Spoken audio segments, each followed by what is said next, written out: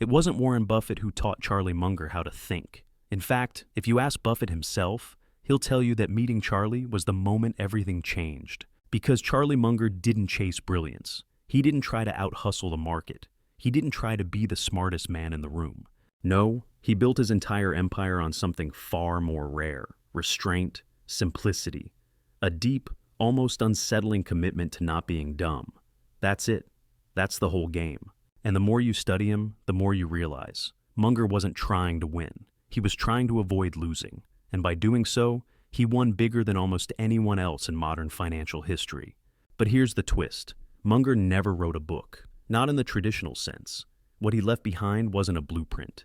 It was an operating system. One designed to rewire your perception of risk, of knowledge, of time, and of self. Hidden inside roast speeches, brutal one-liners, and footnotes you'd normally skip, lies a mental framework that turned a grocery store clerk into a multi-billionaire who reshaped the thinking of Warren Buffett himself. This isn't motivation. It's deprogramming. Because you don't become like Munger by adding more. You become like Munger by subtracting what's false, what's fragile, what's popular, but wrong. And today, in the next hour, you'll walk through the 12 principles that quietly power one of the greatest minds of our time. We'll break down his decision frameworks, his thinking patterns, his ethical constraints, and the invisible forces that helped him navigate chaos, while others drowned in noise. By the end of this, you won't just know what Charlie Munger believes, you'll think like him. You'll slow your mind, sharpen your edge, and start making decisions from a place of clarity, not chaos. But be warned, once you learn how Charlie thinks, you'll never be able to look at the world the same way again. Section 1. The Billionaire Who Reads Footnotes. What kind of man becomes a billionaire not by building rockets or inventing apps, but by obsessing over footnotes?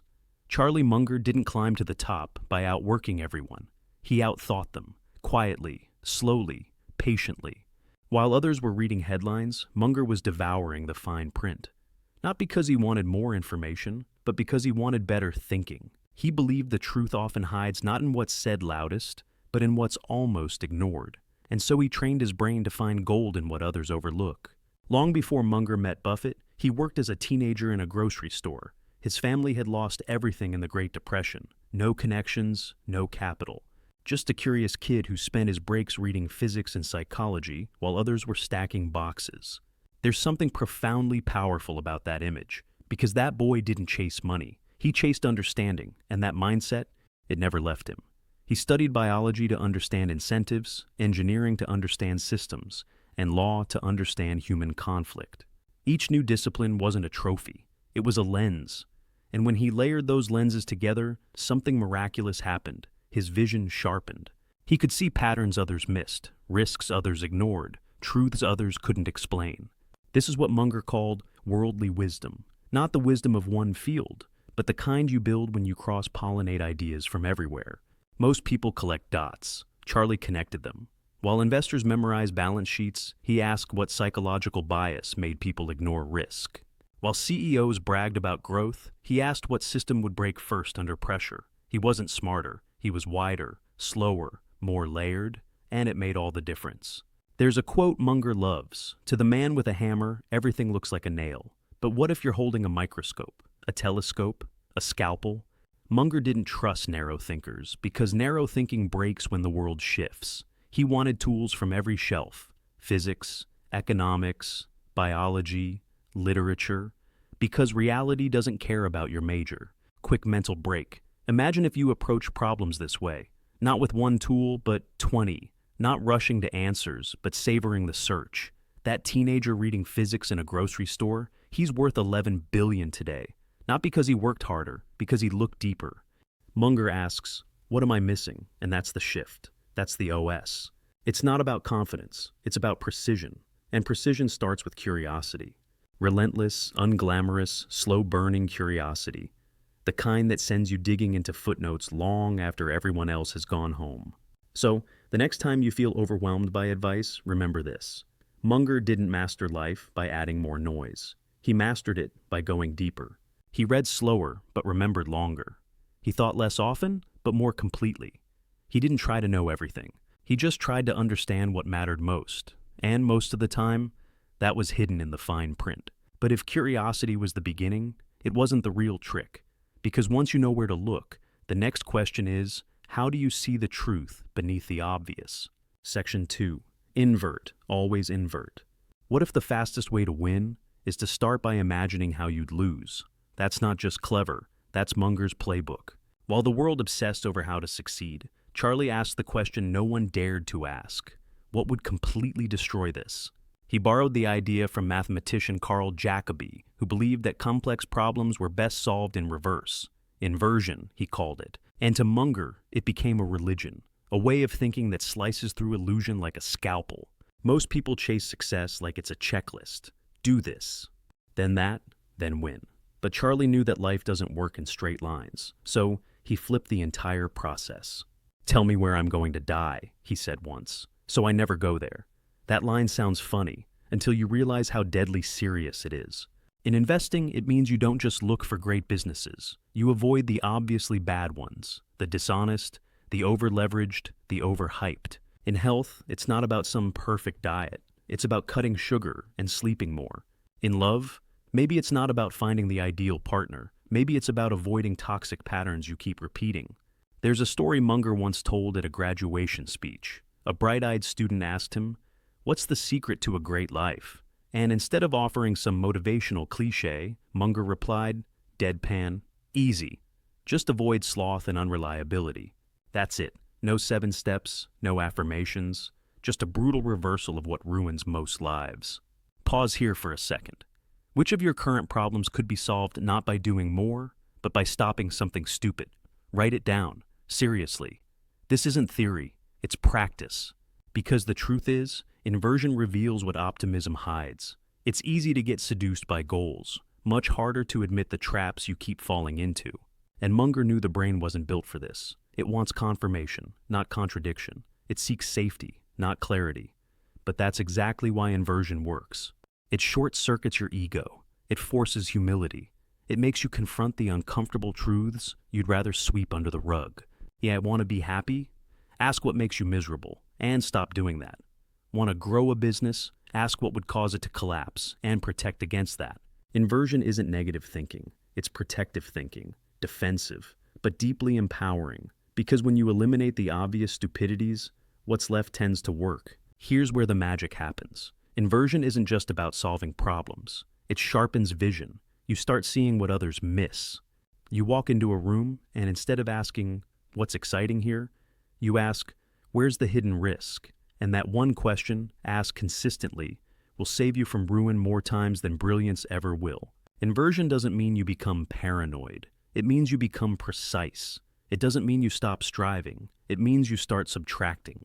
Munger knew that the key to good decisions wasn't having all the right answers. It was avoiding the worst ones. And that shift, from adding solutions to removing stupidity, transformed his life. So next time you're stuck, overwhelmed, or uncertain, don't ask, "What should I do?" Ask instead, "What would a fool do here?" Then do the opposite. That's inversion. That's the edge. And once you adopt it, you'll start to see. Success doesn't need to be complicated. It just needs to be protected. But if inversion is the key to avoiding mistakes, it still doesn't explain why we keep making them, again and again and again. Section 3, the psychology of misjudgment. You are not logical. You are not rational. You are a beautifully flawed machine made of shortcuts, fears, and stories that feel true, because they're familiar. Charlie Munger didn't just understand this. He made it the foundation of his operating system. Because while everyone else studied markets and money, Munger studied mistakes. Not abstract ones, human ones. The kind that repeat. The kind that ruin empires, destroy careers, and turn geniuses into fools. He called them standard causes of human misjudgment. But don't let the name fool you. This isn't psychology for fun. It's psychology for survival. Munger believed that most failures don't come from bad luck. They come from bad thinking. From incentives misaligned, from ego unexamined, from patterns so old they feel like instinct. He listed dozens of biases, but let's start with the classics. Social proof, the urge to copy others, especially when we're uncertain.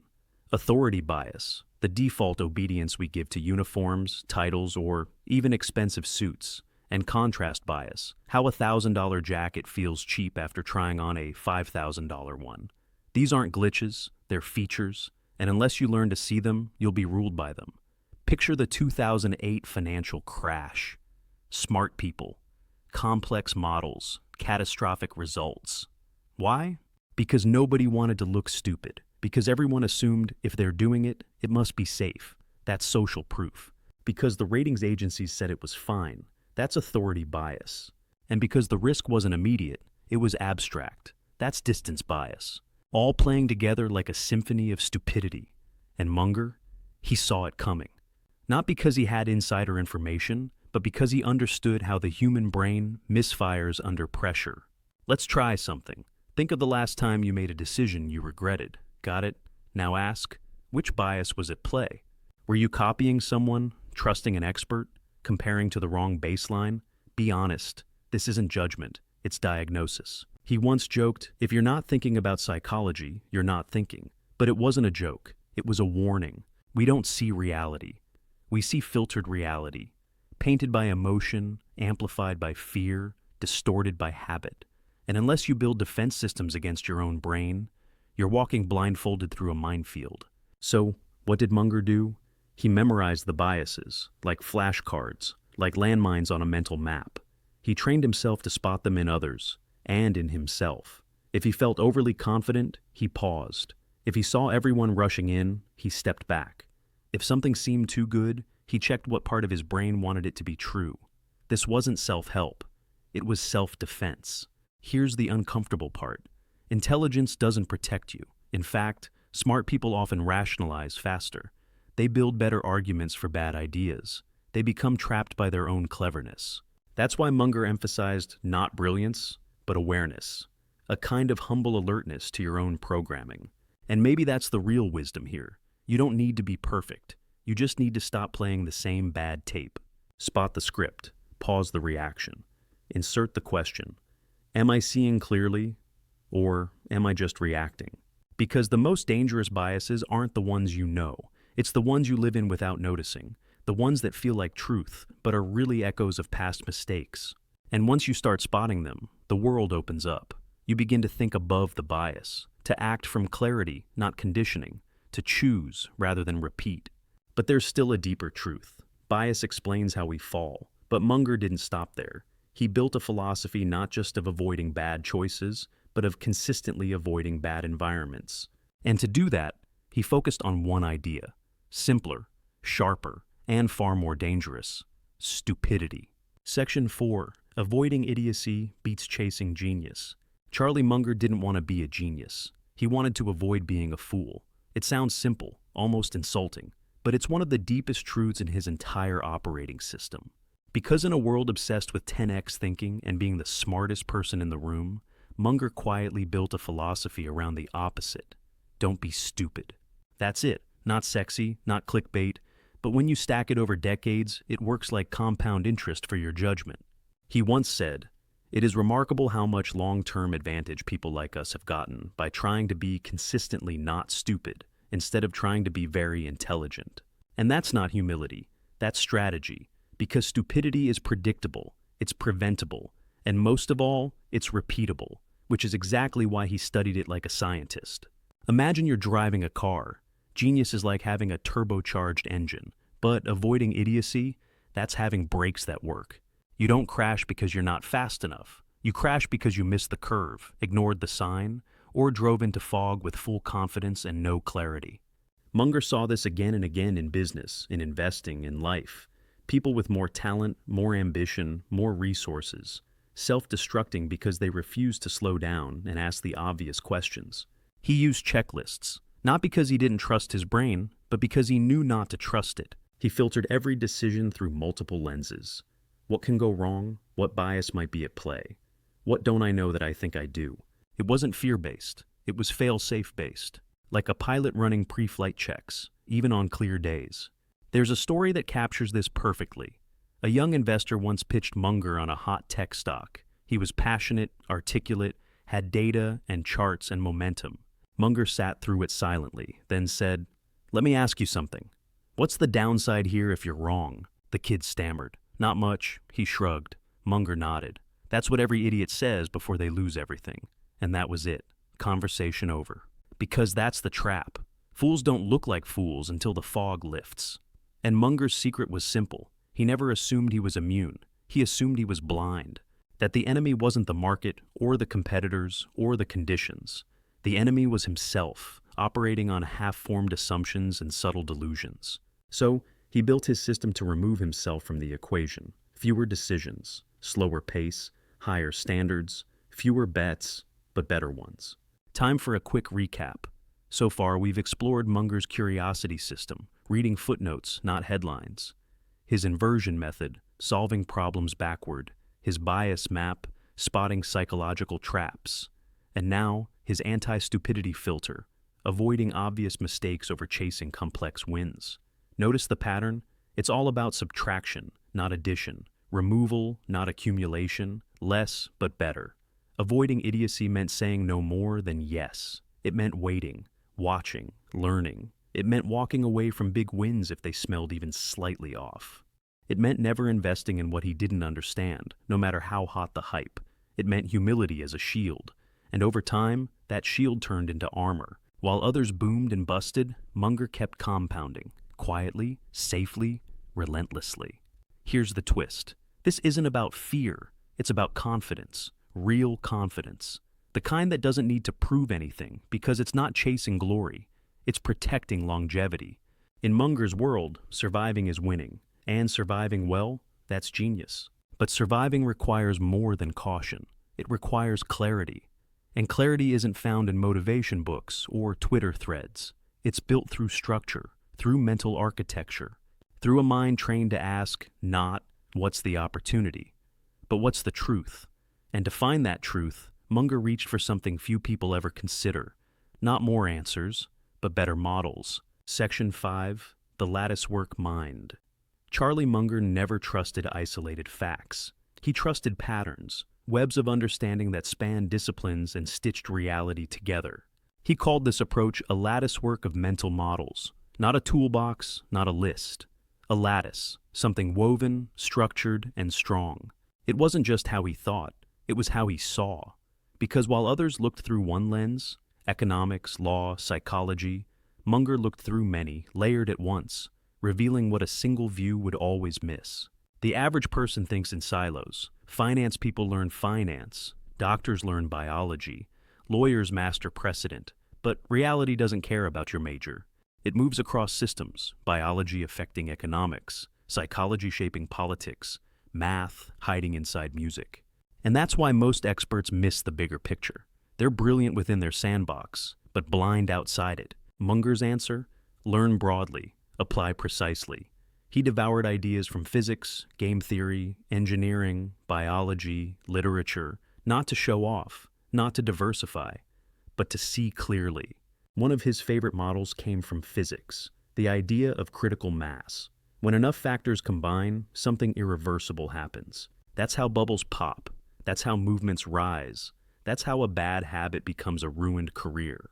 Let me give you a concrete example. When Munger looks at a business, he doesn't just see numbers. He sees biology. What survives, what adapts, what dies when conditions change. He sees psychology. What incentives drive behavior, what biases blind management. He sees physics. What forces create momentum, what friction slows growth. He sees game theory. Who wins if everyone plays optimally? Each lens reveals something the others miss. Together, they create vision. In investing, he borrowed from biology. What survives? What adapts? What fails when the environment shifts? In psychology, he obsessed over incentives, because when someone's getting paid to believe something, they will believe it, no matter how false. From engineering, he took redundancy. A good decision-making system, like a bridge, should still work if one piece fails. From mathematics, he learned probability, because life is a game of odds, not certainties. But it wasn't just about knowledge. It was about filtering. Every decision ran through this lattice. Is this logical? Is it emotionally biased? What system is this part of? What invisible rule is at play? What does biology say? What does history whisper? Munger trained his mind like an intelligence agency, multiple channels feeding into one central insight. There's a story of Munger analyzing a business deal where the numbers looked perfect, but something felt off. Everyone was excited, the data was clean, the opportunity was rare. But Munger paused. Then he asked, "What's the simplest explanation for why this is still available?" Silence. No one had asked that. Eventually, someone found a buried lawsuit that revealed fraud in the supply chain. The deal was dead. Millions saved. That's not luck. That's Latticework. And this kind of thinking doesn't just protect you, it multiplies you. Because when you can draw from biology and economics and ethics and math, you become rare. Not because you know more, but because you connect more. You see the hidden levers. You anticipate second-order effects. You ask better questions. And in a noisy world, that's the ultimate advantage. Try this right now. Think of a problem you're facing. Now look at it through 3 different lenses. What would a psychologist see? An engineer? A historian? Notice how each view reveals something new? That's the power of models. Not more data, better perspective. But here's the catch. A lattice only works if you stay within its limits. You can't apply models you don't understand. You can't force ideas onto realities they don't fit. So, Munger built one final filter, his circle of competence. Because even with the best mental architecture, you're only as strong as the ground you're standing on. Section 6, the circle of competence. The world tells you to be limitless. Charlie Munger tells you the opposite. He tells you to stay in your circle. Because the moment you step outside of it, you're no longer operating with insight. You're gambling with ignorance. And the most dangerous kind of ignorance, the one that wears the costume of confidence. Munger didn't claim to know everything. In fact, he bragged about what he didn't know. He once said, "If you play games where other people have the aptitude and you don't, you're going to lose." Simple, but the implications are massive. In a world addicted to hustle and growth and doing more, Charlie focused on understanding where his edge ended, and then refusing to go an inch beyond it. The circle of competence isn't a prison. It's a moat. It protects you from ruin by drawing a hard line between what you know deeply and what you wish you knew. And the tragedy is, most people never define theirs. They drift into investments they don't understand. They take jobs based on titles, not strengths. They give advice in areas they barely grasp. And when it falls apart, they call it bad luck. Munger just calls it bad thinking. Here's the power move. You don't need to know everything. You just need to know exactly what you do know and admit what you don't. The clarity that gives you is like X-ray vision. You stop chasing noise. You stop following trends. You don't need to outsmart the market. You just need to avoid stepping into swamps you can't map. There's a story Munger loved about a friend who was asked to join a biotech startup. Everyone on the board was excited. The buzz was loud. The upside, massive. But this friend said no. Not because it was a bad company, but because it was outside his circle. Years later, the startup collapsed. Not from fraud, just from complexity. The kind you can't see until you're in too deep. That no was worth millions. Your circle isn't just about what industry you know. It's about how well you know it. Can you explain it to a 10-year-old? Can you spot patterns others miss? Can you see the second-order risks before they hit? If not, you're bluffing. And the market doesn't care about your bluff. Buffett once said that he and Charlie only swing at a few pitches a year. They let thousands go by. Why? Because they're not trying to win every game. They're trying to avoid striking out in the wrong one. That's not caution, that's mastery. Because the moment you operate within your circle, everything changes. Your confidence becomes earned. Your judgment becomes precise. Your risks become calculated, not emotional. Let's pause again. We've covered curiosity, inversion, psychology, avoiding stupidity, mental models, and now the circle of competence. See how each principle builds on the last?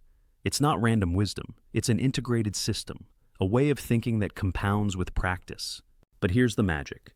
Your circle doesn't have to stay small. You can expand it, slowly, through study, through experience, through mistakes you actually learn from. But until you earn that expansion, stay where your feet are grounded. Because outside your circle, the water looks blue, but the current will pull you under. And once you've drawn that boundary, once you've committed to only playing the games you understand, then comes the next temptation. Winning the game at any cost. And that, Munger warns, is the fastest way to lose something far more important than money. Your soul.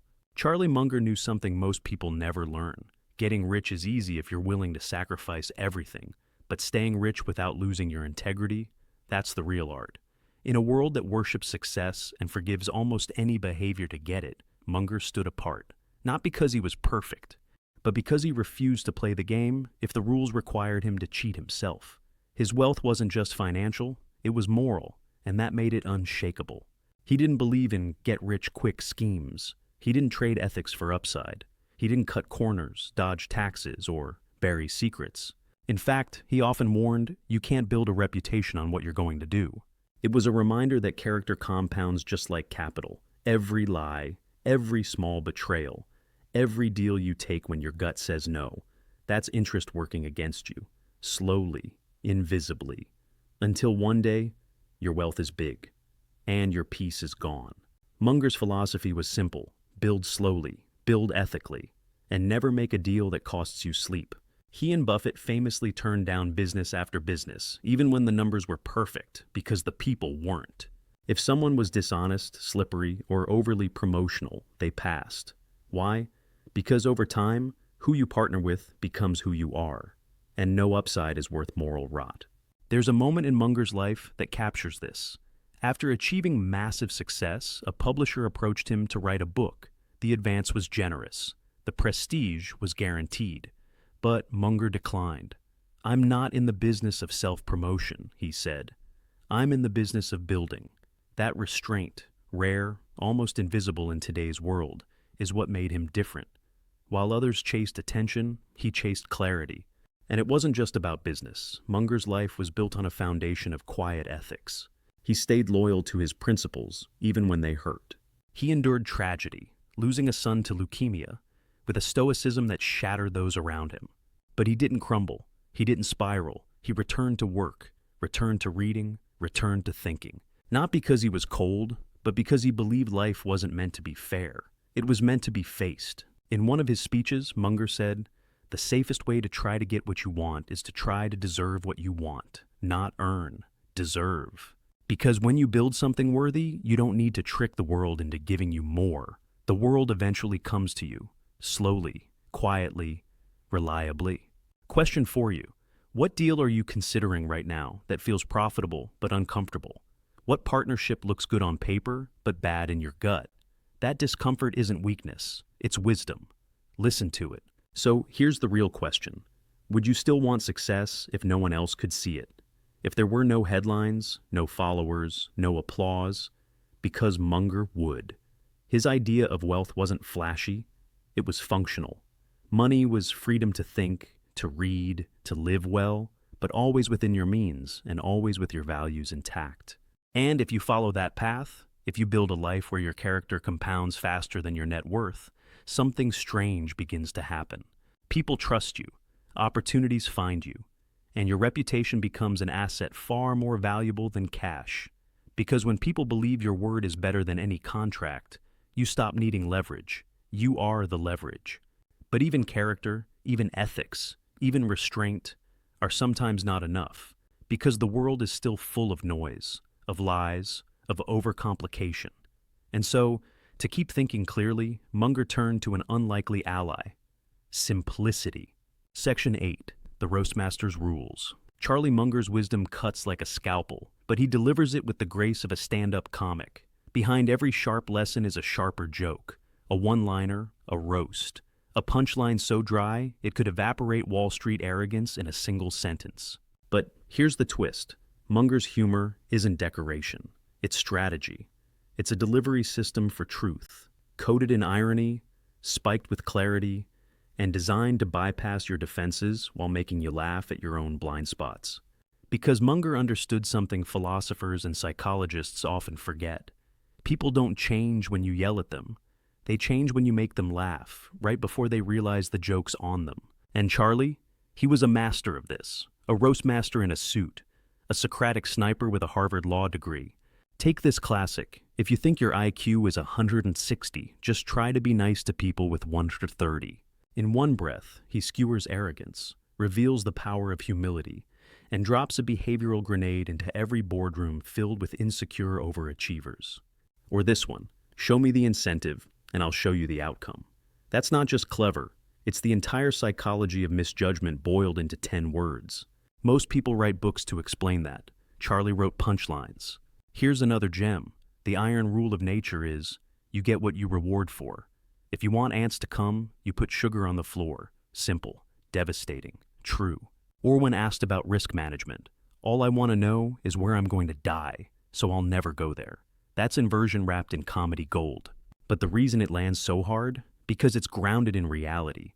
Munger never used humor to avoid the truth. He used it to deliver it, to strip away pretense, jargon, intellectual vanity. While others polished their language to sound smart, Charlie made his language so clear it was dangerous. He knew that clarity feels like aggression in a world addicted to confusion. And humor softened the blow. Made you lean in, made you say, wait, what did he just say? A young man asked Charlie how to get ahead in life. Most billionaires would give a rehearsed answer. Work hard, follow your passion, blah, blah, blah. Charlie just stared at him, then said, don't sell anything you wouldn't buy yourself. And don't work for anyone you don't respect. And that's about it. The crowd laughed, then went silent. Because beneath the chuckle was a map for living with integrity that most people never receive. Munger's humor was never cruel, but it was honest. It exposed delusion. It embarrassed ego. And most of all, it reminded us not to take ourselves too seriously. Spend each day trying to be a little wiser than you were when you woke up, he once said. And avoid fooling yourself, which is very hard, because you're the easiest person to fool. That line lands, not because it flatters you, but because it includes you. You laugh, and then you nod, because somewhere deep down, you recognize the truth he's pointing to. My personal favorite. I think I've been in the top 5% of my age cohort all my life in understanding the power of incentives, and all my life I've underestimated it. Even when claiming expertise, he admits blind spots. That's not false modesty. That's radical honesty delivered with a wink. But beneath the roasts, the wit, the deadpan delivery, there was always a system, a discipline, a mindset that rejected fluff and demanded results. And while humor made it easier to swallow, Charlie never stopped pushing one brutal, timeless idea. If you want extraordinary results, you need to think in ways most people can't even tolerate. And sometimes that means waiting for the moment when everyone else is distracted, chasing trends, or drowning in noise. Because when that moment comes, and it always does, Munger knew exactly what to do. He didn't hesitate. He bet big, on truth, on conviction, on clarity. Section 9, sit on your hands until the world gets stupid. Charlie Munger believed patience isn't just a virtue. It's a weapon against noise, against overreaction, against the stupidity of crowds who mistake motion for progress and busyness for brilliance. Most people are wired to act, to react, to do something, anything, because doing nothing feels like death. But Charlie, he trained himself to wait, to sit, to watch, until the world got dumb enough for him to make a move so obvious it felt like cheating. He called it sit on your hands investing. Not literally, of course, but psychologically. When others panicked, he paused. When they chased, he observed. And when they couldn't help themselves, that's when he struck. Because markets don't reward effort, they reward discipline. And Munger's discipline came from one core belief. You don't make money by doing a lot.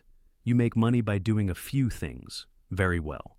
He once said, the big money is not in the buying or selling, but in the waiting. It sounds so simple. Most people ignore it. But the implications are radical. Think about it. Munger and Buffett built a fortune by making just a handful of bets over decades.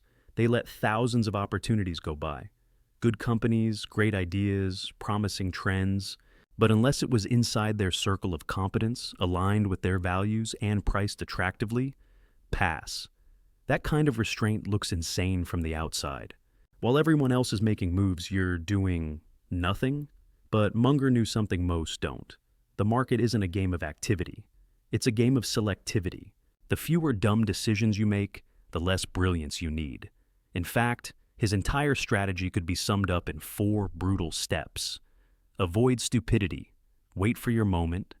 Bet big. Don't screw it up. There's a story Munger tells about an old racetrack gambler. The man didn't bet every race. He waited, studied, passed up dozens of easy picks. And when he did bet, he went in heavy, because he knew something the others didn't. Not every race is worth your chips. And Munger applied that same logic to everything. Investing, decision-making, even relationships. Here's something to try. Next time you feel pressure to act on an investment, a job change, even a purchase, wait 48 hours. Just sit on your hands.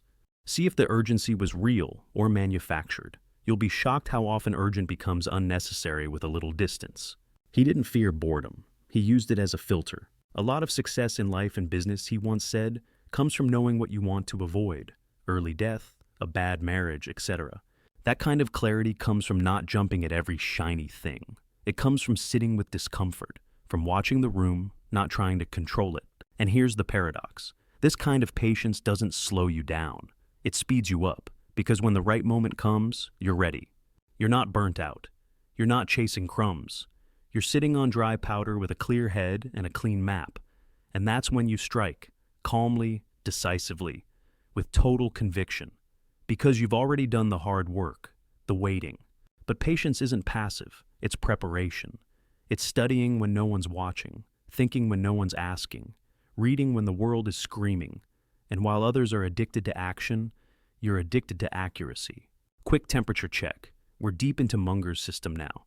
Curiosity, inversion, psychology, avoiding stupidity, mental models, competence circles, integrity, humor, and now, patience.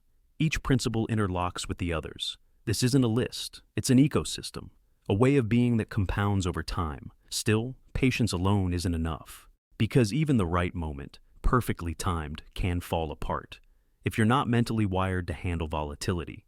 And that's why Charlie didn't just wait. He built something most people overlook, emotional anti-fragility, a kind of inner stillness that doesn't just survive chaos, it profits from it. Section 10. Emotional control is your competitive edge.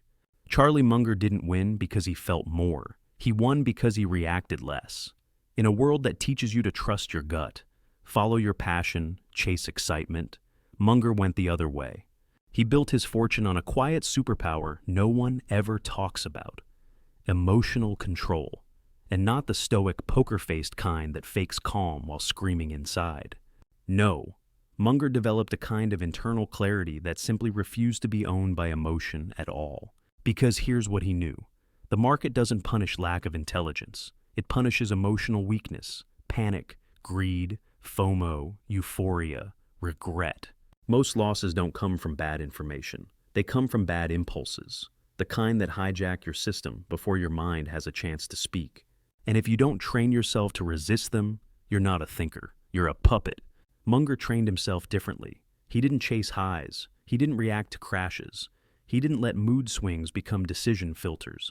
He believed that feelings are weather, and good judgment requires you to look past the clouds. You must force yourself to consider arguments on the other side, not because he doubted himself, but because he distrusted himself. He knew how easy it was to fall in love with a thesis, a trade, a narrative, so he built in buffers, checks, delays, rules. He would pause before saying yes, reframe before reacting, write things down to see if they made sense in the cold light of logic. Not because he was robotic, but because he respected how easily humans can deceive themselves under stress. Take this moment, the dot-com bubble. Everyone's getting rich. Valuations don't make sense, but the party keeps going. Munger and Buffett, they did nothing, sat on billions, let everyone else dance, got mocked, laughed at, out of touch.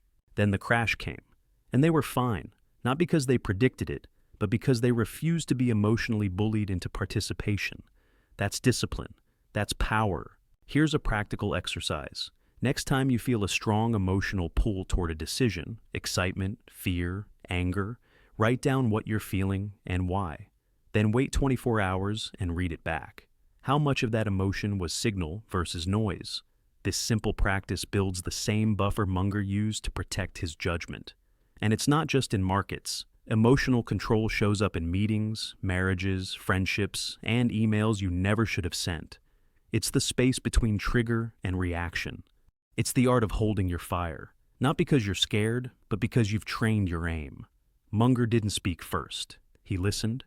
He let the room reveal itself. He let the emotion settle before deciding if it even mattered. He warned that envy was the dumbest sin, because it's the only one that gives you no pleasure. That anger was a trap that made other people's behavior control your outcome. That self-pity was the most self-destructive loop of all, because it feels comforting, even as it rots you from the inside. But he didn't preach stoicism. He practiced psychological hygiene. He cleaned his inner world the same way others clean their homes. He removed clutter, set boundaries, questioned assumptions. Because when your mind is clear, your judgment sharpens. And when your judgment sharpens, your life compounds. So here's the truth. The edge isn't just IQ, it's EQ under pressure. It's the ability to see clearly when others can't, to choose slowly when others rush, to stay grounded when the ground shakes. And that doesn't require talent. It requires training, daily, quietly, relentlessly. But even with emotional mastery, even with patience and discipline and models, there's one final enemy, subtle, persistent, undefeated. It's not fear, it's not greed, it's ego. And that's why Munger's final weapon wasn't intelligence or logic or even wisdom. It was humility. Section 11, kill your ego or it will kill you. Charlie Munger wasn't humble because it was noble. He was humble because it was necessary. Ego, to him, wasn't a personality flaw. It was an intellectual cancer. It blinds you to feedback. It deafens you to truth. It convinces you you're right long after reality proves you wrong. And in a world built on complexity, uncertainty, and rapid change, ego doesn't just make you annoying, it makes you vulnerable. Munger killed his ego the same way he approached investing, slowly, deliberately, and permanently. He knew the moment he fell in love with an idea, a strategy, a reputation, he was one step closer to self-destruction. So instead of protecting his ego, he attacked it, ruthlessly. He questioned his own ideas more than his critics did. He invited dissent. He corrected himself in public, and when proven wrong, he didn't flinch. He adjusted. Knowing what you don't know is more useful than being brilliant, he once said. And that idea forms the spine of his entire operating system. Because Munger didn't believe the world rewards the smartest. It rewards the most accurate. And accuracy requires self-correction. Self-correction requires ego death. Most people can't do it. They'd rather stay wrong than look weak. Charlie would rather look like a fool and be right tomorrow than look smart today and compound error. There's a story about Munger getting into a heated debate with a young analyst. Halfway through, the analyst pointed out a flaw in Munger's logic. Everyone braced for a rebuttal. Instead, Munger paused, smiled, and said, "You're right, I'm wrong, let's move on." No defensiveness, no excuse, just the quiet power of someone who values truth more than pride. And it wasn't just intellectual ego he killed. It was status ego. He wore plain suits, lived in the same house for decades, drove modest cars. While his net worth soared, his lifestyle stayed eerily normal. Why? Because he understood that prestige is a prison, that once you start chasing admiration, you stop making independent decisions. You become a slave to optics, a puppet for applause. Munger refused that game. He called it avoiding the man with a hammer syndrome. The man who thinks every problem is a nail because all he knows is his own tool. Ego makes you that man. It narrows your vision, dulls your hearing, swells your confidence, and blinds you to nuance. Munger's solution? Multiplying his models, questioning his conclusions, and surrounding himself with people who could call him out without fear. Think about your own life. When was the last time you admitted you were wrong, publicly, completely, without excuse? If you can't remember, that's not strength. That's brittleness. And brittleness breaks under pressure. But humility isn't passive. It's aggressive curiosity. It's the willingness to say, I don't know, but I want to find out. It's what kept Munger reading thousands of books into his 90s. What made him sit through boring meetings others ignored. What gave him the flexibility to change course when facts changed, and the strength to admit it. And this is where most people get it wrong. They think humility means weakness, that it means backing down or being unsure. But to Munger, humility was the ultimate competitive edge. Because when you stop defending your ego, you free up all that energy to think better, clearer, sharper. And in a world filled with noise, certainty, and projection, there's something radical about that. A quiet mind, a flexible mind, a mind strong enough to say, I was wrong. That's not weakness, that's mastery. Final mental break. Look at the journey we've taken, from curiosity to inversion, psychology to stupidity, avoidance, mental models to competence, integrity to humor, patience to emotional control, and now, ego death. This isn't random wisdom. It's systematic mental architecture. Each piece supports the others. Remove one, and the structure weakens. But even mastery needs maintenance, and that's why Munger ended where most people never begin, with the idea that nothing compounds like the right habits. And that greatness is built quietly, invisibly, brick by brick, choice by choice, in the smallest things you do every single day. Section 12. The Compound Miracle of Daily Habits. Charlie Munger didn't become wise overnight. He became wise by repeating, by compounding, by living the same principles over and over until they became part of his reflexes. No magic, no shortcuts, just habits, quiet, consistent, compounding habits that rewired the way he thought, acted, and won. The first rule of compounding, he said, is to never interrupt it unnecessarily. That rule didn't just apply to money, it applied to everything. While the world chased hacks and tricks, Munger stacked behavior. He didn't read because it sounded impressive. He read because it was oxygen, every day, for hours, decade after decade.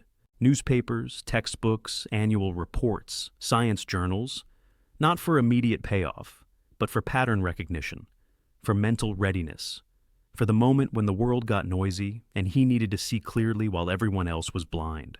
He didn't seek balance, he sought alignment. His life, his habits, his environment, they all served a single goal: better thinking. He avoided drama, he avoided urgent people, he avoided anything that pulled him away from clarity, because he understood that discipline isn't about rigidity. It's about making fewer decisions by designing the right defaults. Munger once joked, "I have nothing to add." But that wasn't apathy, it was clarity. He didn't speak unless it mattered. He didn't intervene unless it helped. He didn't change direction unless reality forced him to. That restraint, it came from habit, from self-knowledge, from eliminating noise, not just in the world, but in his own mind. There's a famous line he'd love to repeat. People always ask where to start. I say, avoid working directly under someone you don't admire. That's not a tip, that's a lifestyle design principle. Because every relationship, every task, every input you allow into your life becomes you. And Munger treated his time, his attention, and his inner world with the same reverence he gave to capital. He believed that envy, resentment, and self-pity were habits too, and dangerous ones. He trained himself to stop rehearsing grievances, to stop feeding outrage, to stop wasting mental energy on anything he couldn't control or didn't admire. Not because he was emotionless, but because he was committed to clarity, to calm, to compounding. His habits weren't glamorous, they were foundational. Go to bed a little smarter than when you woke up. Don't interrupt compounding. Don't overestimate your knowledge. Don't take action under emotion. Don't hang around with fools. Say no, often, and when something is working, don't touch it. Here's a challenge. Pick one Munger habit, just one. Maybe it's reading 30 minutes daily. Maybe it's pausing before reacting. Maybe it's saying, I don't know when you don't. Do it for 30 days, not perfectly, just consistently. Watch what compounds. And this is what most people miss. They think Munger's wisdom is about genius. It's not. It's about architecture, about building a life where the default is sanity, where the small things carry the big things, where the habits handle the chaos before it arrives. And over time, that becomes your edge. Because while others chase moments, Munger built systems. While they searched for secrets, he practiced fundamentals. While they fluctuated with the market, he held his internal bar steady. And the result? A life not just of wealth, but of peace, of control, of compounded judgment, built not by force, but by habit. But Munger never sold this philosophy. He lived it, quietly, consistently, until the world couldn't ignore him. And now you've seen the lattice, the mindset, the map. You've walked through the thinking patterns of a man who reshaped Buffett, beat the market, and left behind a blueprint most people still don't understand. So the only question left is, will you live like Charlie Munger, or just quote him? The Munger operating system. You've just spent the last hour walking through the internal operating system of one of the most quietly powerful minds of the last century. Not a guru, not a motivator, a builder, a thinker, a man who chose clarity over noise, patience over panic, ethics over shortcuts, and who became legendary because he refused to play the same games the world begged him to join. Now, pause, take a breath, and ask yourself, which of these 12 ideas hit hardest? Which one exposed a blind spot you've been pretending not to see? Which one whispered, This is you, and you know it.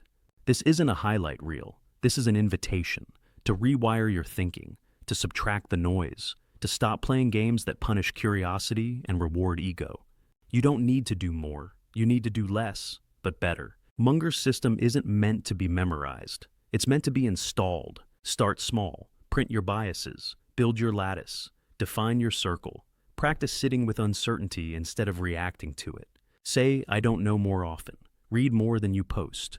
Watch more than you speak. And make decisions as if your future self is watching, because he is. This channel isn't about viral hacks or quick wins. It's about building invisible power, mental leverage, ethical momentum, decade-proof thinking. So, if you're still here, if this video didn't just inspire you but change something in how you think, then comment below with one word: installed, no explanation. Just that one word. It means you're not just collecting wisdom, you're upgrading your operating system. But wait, which mental model from today will you actually practice first?